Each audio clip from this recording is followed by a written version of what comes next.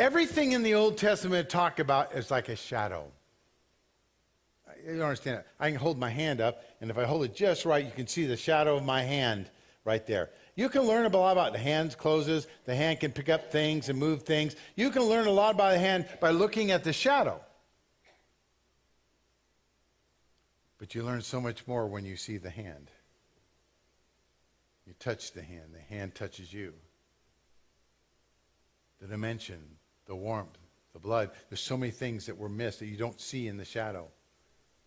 In the New Testament is Jesus, the coming flesh, making the Word come flesh.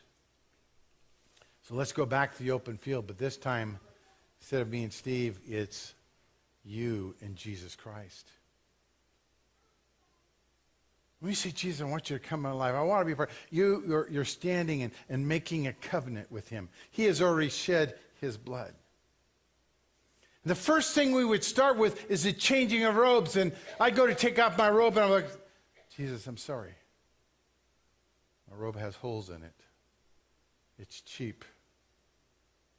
I didn't even get it at Walmart. I got it at some thrift store, and I'm not sure who all's worn it before. And it's all they had. It's all I could afford. It's no value whatsoever. It's dirty. It's filthy.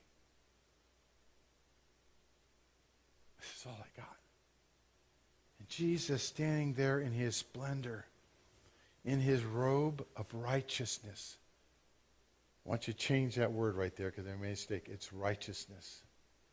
The robe stands for righteousness.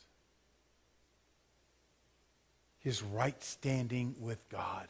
His ability to enter the throne room at any time because of righteousness. He takes off that robe. And he puts that robe on me.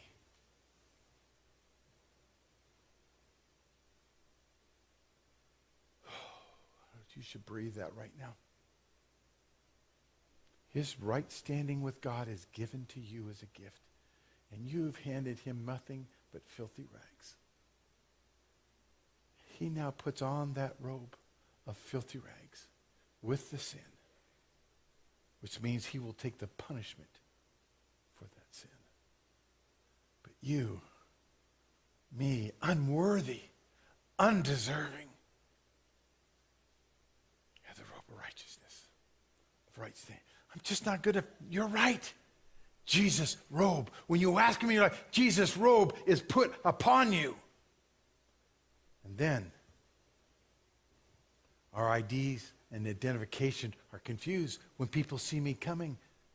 They don't just see me and all my past and all my failures. They say, there's something different about it. What is it? They start to see Christ.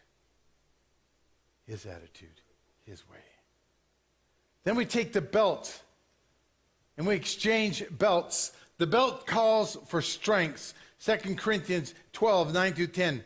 When I am weak, he is strong. When I don't know what to do, he has a plan. When this is beyond me, which is most often, always, it's not beyond God. What I can't do, he makes up. Do you get that? When my body's not doing what it needs to do, God comes in and changes that around. There's a change of strength. It's not my thinking. It's not my ability. It's God's wisdom. God. Then number 3, there's the exchange of weapons. I give him my ability to talk, my ability to do this, and he kind of like, yeah, these are really good. He takes them, that's fine. But let me give you my weapons. My authority. Ephesians 6:10. Be strong in God's strength. Not who? Not yours. God's. Put on the armor of who? God.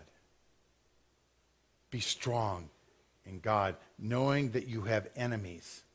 And the swapping of these enemies that occur, who's God's number one enemy? Huh? Satan. Satan now becomes your enemy. And then who's our number one enemy? Death. the finality and locking us into that shame and all the bondage and all the darkness, death. And he defeats death. He overcomes death. He gives us eternal life. We are to fight Satan. We are to resist Satan. We are to say, stop, no further. We are to declare. Why? Because we've been given authority. We've been given power. It's not just our resources. It's God's resources now working with us. Number 4, the sacrificial cut. Someone's getting excited. The sacrificial cut. From the cross, they felt that from the top of Golgotha, the reason it happened was that you could see right down into the temple, right down into the Holy of Holies. And you could see the curtain that separated the holies of holies where God was and the rest of the temple. And that veil that separated it, only the high priest could go behind, was about 18 inches thick. Imagine that much material woven and stitched together and put together. You know, it was massive. Super tall and just this massive thing. And that veil torn from top to bottom and was laid aside so that you could enter into the very presence of God. From the top down. Not from the bottom where people could say they somehow were able to tear 18 inches of fabric. It's unable to do that. And as Jesus is on the hill and on the cross, he could see the presence of God being made available to you and to I. The sacrificial cut. Hebrews says that Jesus' body, he was the heifer. He was the one ripped in two. Number 5, the walk of death.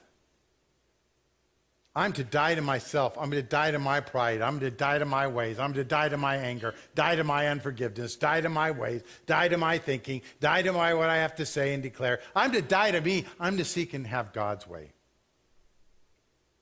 Luke 9:23 and 17:30 says, if you want to keep your life, you lose it.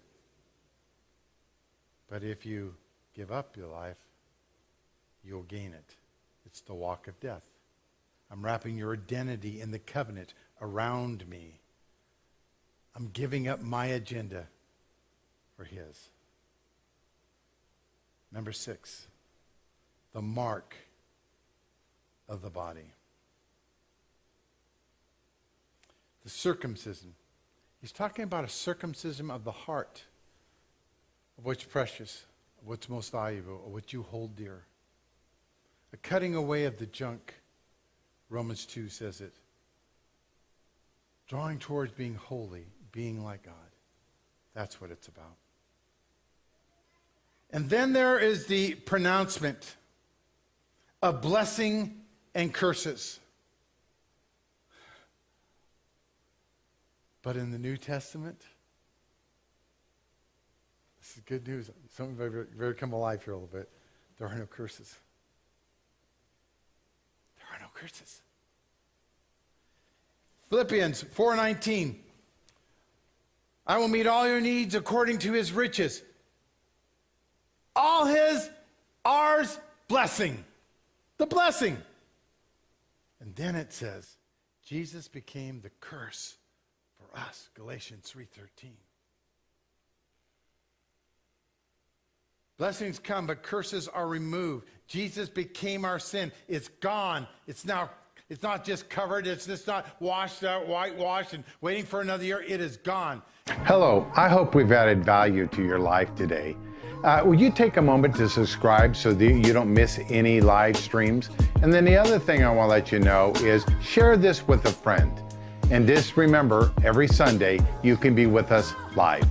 Thanks for sharing this moment.